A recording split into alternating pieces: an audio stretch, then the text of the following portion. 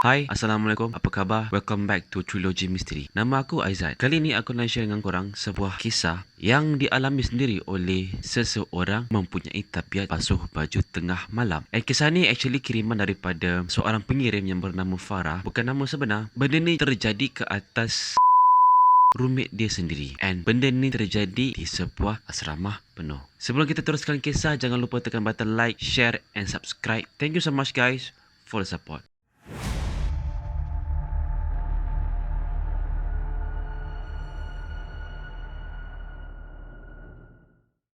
Okay guys, story dia macam ni. Actually benda ni bukanlah dialami oleh Farah, tetapi dialami oleh roommate dia yang bernama Leha. So dalam kiriman ni dia beritahu aku yang dia berada di asrama ni daripada form 1 sehingga form 5. And ada satu tabiat yang dia kurang gemar dengan roommate dia ni, yang mana roommate dia ni suka basuh baju tengah malam. And actually diorang ni dah jadi roommate daripada first time si Farah ni masuk ke asrama ni, and sampailah tahun ketiga. So apa yang jadi, kebiasaannya pada waktu pagi diorang pergi ke sekolah mengikut jadual yang disusun oleh pihak asrama. Memang bagi si Leha ni, dia tak ada masa untuk membuat aktiviti basuh baju dia di awal hari, sebab biasanya pagi dia pergi sekolah, petang budak-budak asrama ni dia macam ada sesi revision, lepas salah satu dia ada training sukan, lepas training sukan tu makan malam, and lepas makan malam tu barulah dia dibenarkan untuk buat homework apa semua, and lepas buat homework tu barulah dia ada masa untuk basuh baju. So basically apa yang jadi guys, satu hari tu lepas makan malam, diorang terpaksa stay dekat dewan untuk membuat homework sebabkan terlalu banyak sangat homework. So nak tak nak diorang memang kena habiskan homework tu malam tu juga, sebabnya esoknya dah kena hantar semua. Menurut si Farah ni, diorang habis buat kerja sekolah lebih kurang dalam pukul 11.30 macam tu, hampir pukul 12. And bila diorang sedar, dalam dewan tu hanya tinggal mereka berdua saja. So nak tak nak diorang cepat-cepat buat homework tu, and then diorang siap-siap untuk balik ke bilik. Masa dalam perjalanan balik ke bilik, si Leha ni baru sedar yang ada baju PJ yang dia tak basuh lagi, and sedangkan esoknya memang kami ada jadual yang memerlukan kami memakai baju PJ. So nak tak nak memang dia decide untuk basuh baju malam tu juga. So dia kata kat aku, kalau dia tak basuh baju malam tu, mungkin esok dia kena denda, dan untuk mengelakkan si Leha ni kena denda, so dia decide dia nak basuh baju malam tu juga. Walaupun si Farah ni dia dah nasihatkan si Leha ni untuk tidak basuh baju and cubalah pakai baju biasa. Bila sampai ke bilik, si Leha ni pun cuba ajak si Farah untuk temankan dia pergi ke toilet beberapa kali lah. Tapi Farah ni tak endah sebab dia merasakan diri dia terlalu ngantuk and tak boleh nak ikut si Leha ni basuh baju. Bila sampai ke bilik, si Farah ni decide untuk tidur, and Leha ni pun kumpul-kumpul baju dia apa nak basuh. So alang-alang dia nak basuh baju PJ dia, dia pun basuh apa yang belum dibasuh. Bila si Leha ni keluar bilik, dalam perjalanan dia ke toilet, dia mendengar seolah-olah ada orang panggil dia. Okay guys, untuk pengetahuan korang, menurut si Farah ni, dia kata tahun kedua ni dia orang dapat bilik asrama yang mana berjauhan dengan toilet, which is toilet di penghujung koridor and bilik diorang berada di awal koridor. So membuatkan perjalanan daripada bilik diorang ke toilet tu agak lama. Leha pun keluar daripada bilik. Masa dalam perjalanan Leha ke toilet, beberapa kali guys, menurut si Farah, dia mendengar ada orang memanggil nama Leha. Leha, Leha, Leha.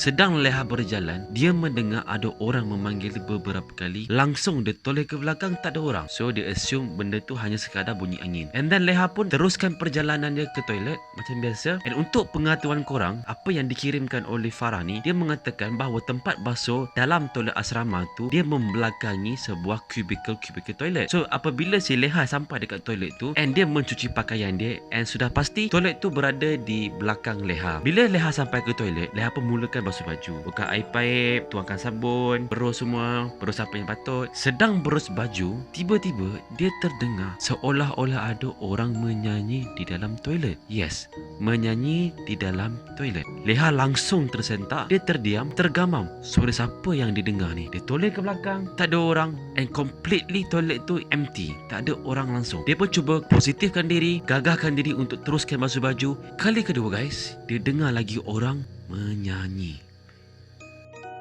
Walaupun leher panjang,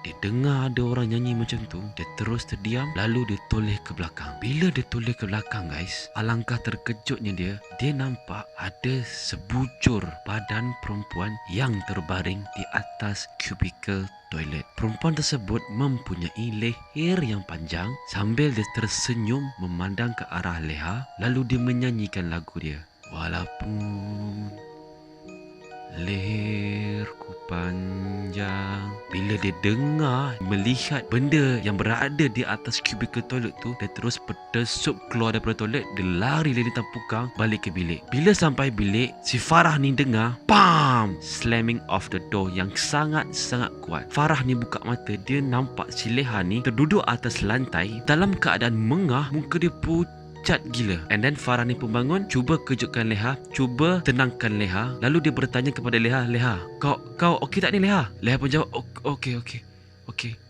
Kenapa ni? Kau kenapa Leha? Leha kata, tak apalah Farah, esok aku cerita.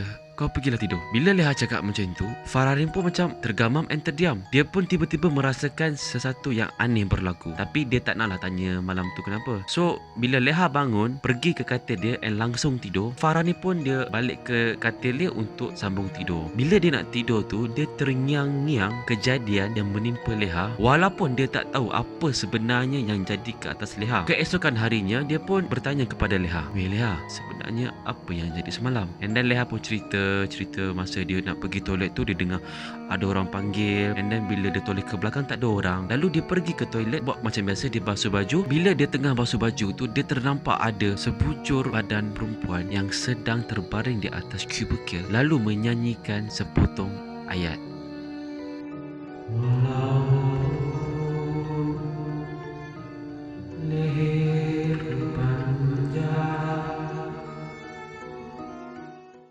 Okay guys, thank you so much for listening and for watching my video. Aku amat hargai, dan itu sahaja untuk konten aku kali ni. Kalau anda suka konten-konten seram macam ni, jangan lupa like, share and subscribe.